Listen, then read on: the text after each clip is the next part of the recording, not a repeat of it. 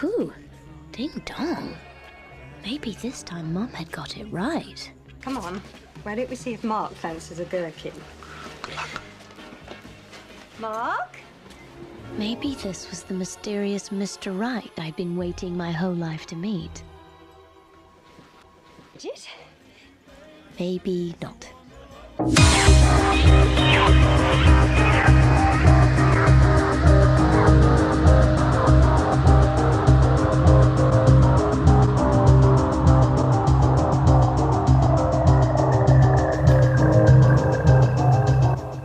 Is that it?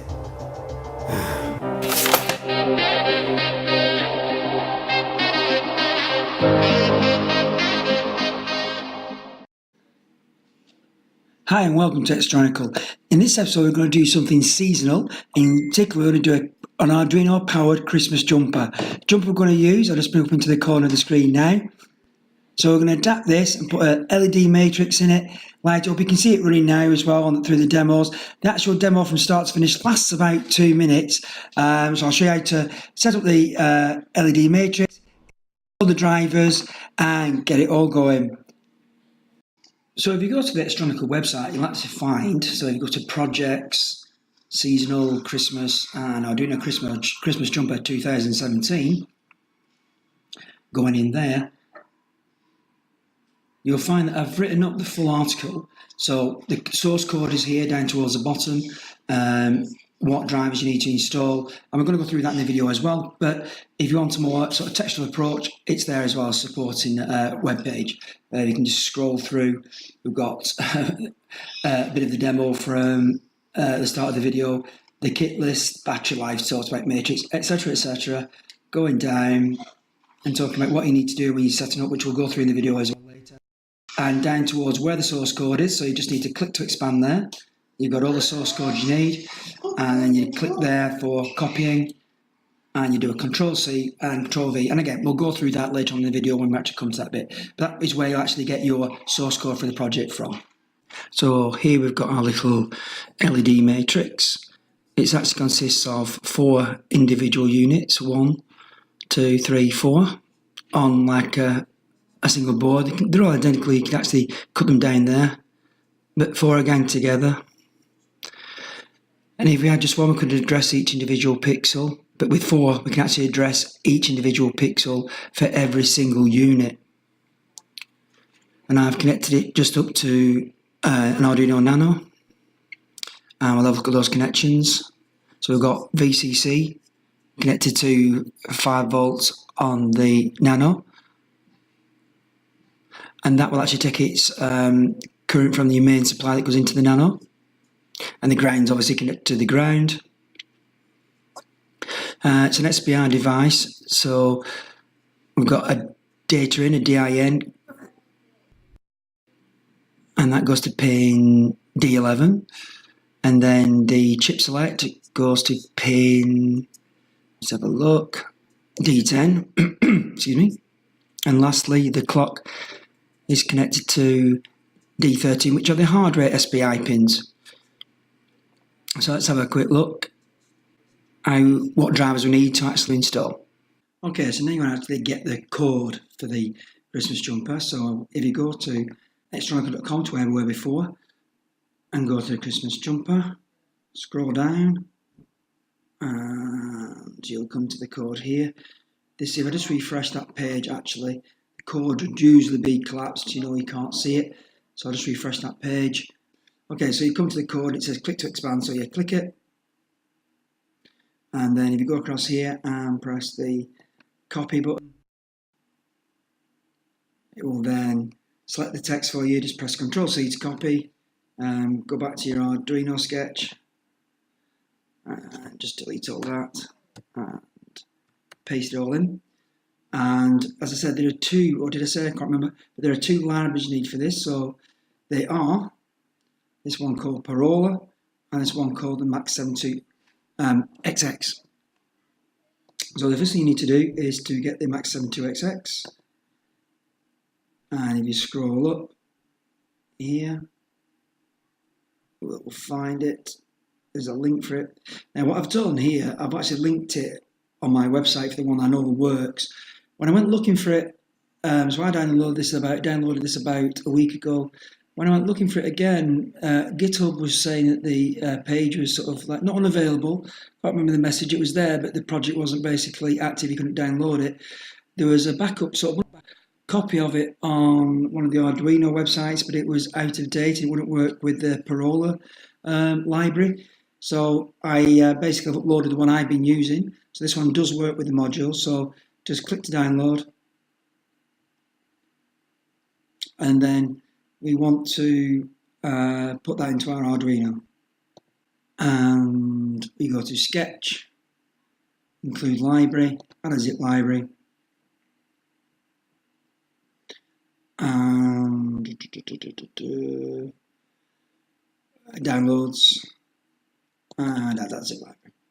And it should come up down the bottom here somewhere. Library's been added. Now, actually, before we run the Christmas jumper, what we should do is actually do a test and set up, because with these LED modules, all its drivers based to work on the 7291 chipset, or the chip, but I find that these 4-gang modules, they can all be wired a little bit differently. And if you go to the library manager, where you can get a lot of sort of authorized, is that the right word, libraries, and you type in something like LED matrix here, you'll get servers that are for these type of displays, even more than one, you know, like 2-gang, 3-gang, 4-gang displays. So if I type in LED matrix, okay, so there are quite a few of these libraries for the 7219. I couldn't get any of them to work quite right, but this one I did manage to get to work, and it has settings for different types of board that are manufactured, and this is really, really important to get this part right. So we'll open up a demo first, and examples. So if you go down here, MD Max 72XX, and we'll go for Pac-Man, and we'll just try that demo. Let's check that my board is set. I've not got it plugged in for 1 second. Okay, I've got my board plugged in now. I'll bring that on screen. You can see it's going through the Christmas demo. So what we were doing, we were just going to test it out with the Pac-Man demo. So this is what you should do. You should test your board, and if it works first time, that's great. If it doesn't, which I think is probably likely, mine certainly didn't work first time, then I'll show what you need to do to actually correct that. So at the moment, because this is a fresh download of that file, it shouldn't work for me. So it's just, are we in the Pac-Man demo? Yeah, Pac-Man demo. So we're going to upload it. Let's check the board is set. Yep, so let's upload that to the board.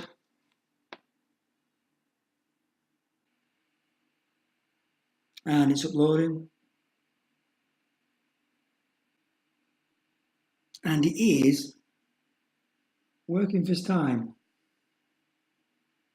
Now, if yours doesn't, I'll show you what you need to do. So open up your favourite text editor.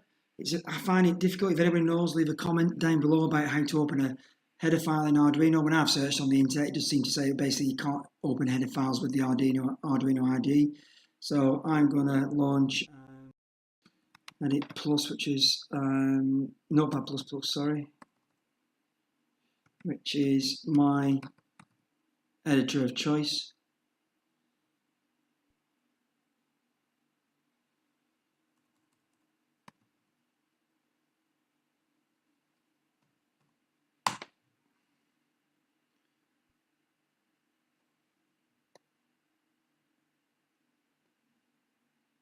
I'll just close down some of these ones that we've got open from before. And what you need to do is open up the header file.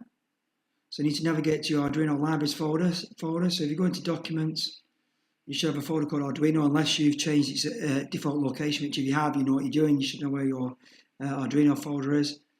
Go into Libraries, go into that, go into Source, and then you want this one, the Maxim2xx.h. And then scroll down here. It's right about here. Here we go. And by default, this at the top, use a parola, that's how you pronounce it, hardware, has a 1 on it, and all the rest are zeros. Now, obviously, I've uploaded to my website the other way because I'd altered it, so that was set to 0 on my website, and it was set to 1 down here for the FC16 hardware, whatever that is. It's obviously what I've got. So that's why mine was working first time. But by default, it'll come like this, set like that. So what you might get is something similar to me. I'll upload that then with that setting.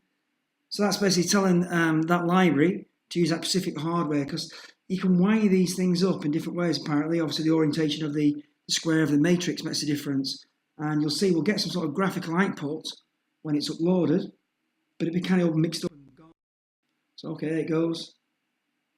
There you go, can you see? The graphics are kind of there, but it's a rather sad, sorry state. It's not quite right. And also there's a big delay there, have you noticed? Between the animation appearing again. I'll explain why that is in a minute. But yeah, so if you get a problem like that, basically it's not working, you need to open up that header file, change that to a 0, and then pick the next one down. Set that to a 1, re-upload, see if it works. If it does, that's great, you find your hardware, you can carry on with the rest of the Christmas Jumper episode, build, sorry. So how I did this, I went to 0, and then I set that to a 1, still didn't work, so I went back, set that to a 0, I went set that to a 1, and then I found out that was my setting, that worked. So we'll save that, and we'll re-upload Pac-Man, just to make sure my board's working. And away it goes. Now, as I said, you'll notice there's a big delay afterwards. It's like, that is not intentional. If we go down to this bit of code here, you will find that max devices is set to, it was set to 12. So it says if you've got 12 in a row, so not just 4 like we've got, but 3 groups of 4. Set that to, and so Pac-Man is basically going off on other displays that don't exist, and that's why it takes so long to get to the back. Set that to 4, upload that, and you'll see it go off the screen and basically restart again. So uploading. And that really only applies to these demos. If you're going through these demos, make sure you've got your devices set to the right number of displays you've got. And you can see it goes off, and it comes straight back on the other side. Okay, so we know our board's now working, our module's working, our driver's working. We now need to download and install the Parola library. So again, if you go to extronical.com, it makes it a lot easier. You can scroll down, go to where it's got a link for the Parola library. So we've done that one. And talks about how to do what we've just been talking about. And then the Parola library. This gives you a GitHub link. Click on that.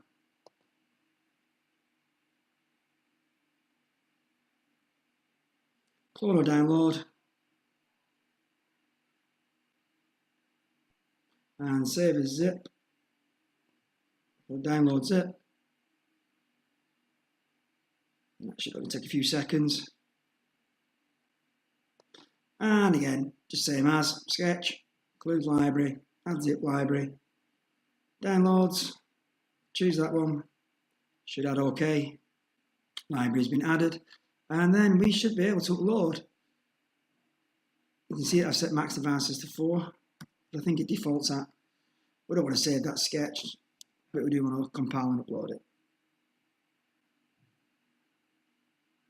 And we're uploading.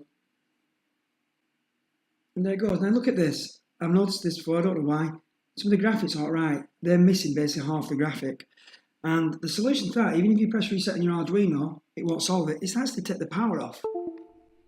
Plug it back in, put the power on, you find the graphics are then perfect. So when using your Christmas jumper, you just switch it on and off with power, you'll never have that problem. For some reason, when it's already been powered up and you upload that, the graphics are corrupted.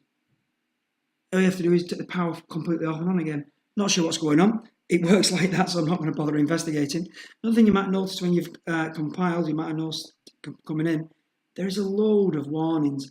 Now, I've recently just got a new computer and I've been setting up and installing various things. and you can see there's absolutely loads.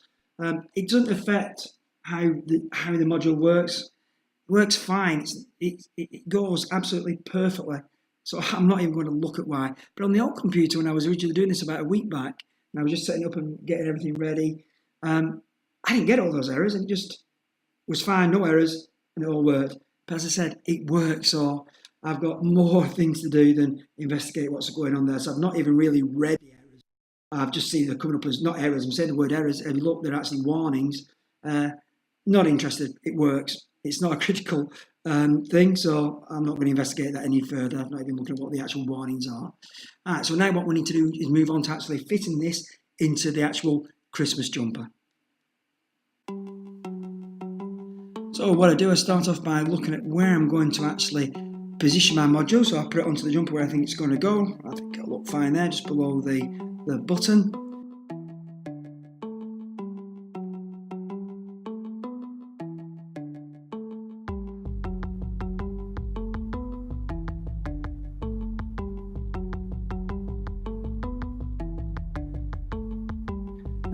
And then the tricky bit is you've got to then either stitch a small pocket on the other side, or I was lucky, if we have a look here,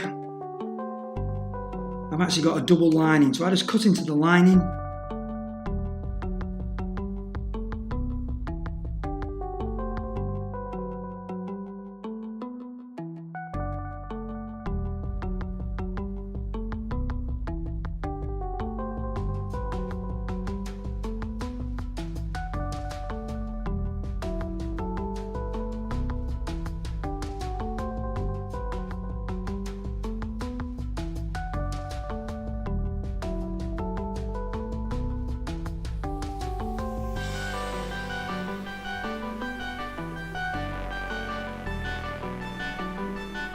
And it will then just, actually the module will slip in. But if you haven't got a double lining, you'll need to like get a donut old shirt or something, and cut out a rectangular piece and sort of and sew that over as a little pocket.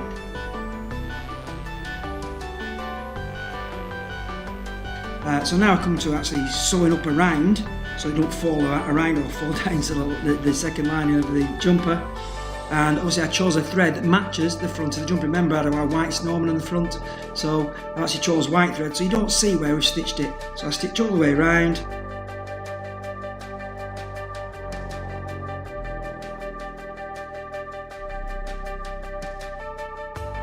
All very neatly, go around twice, making it start as a neat.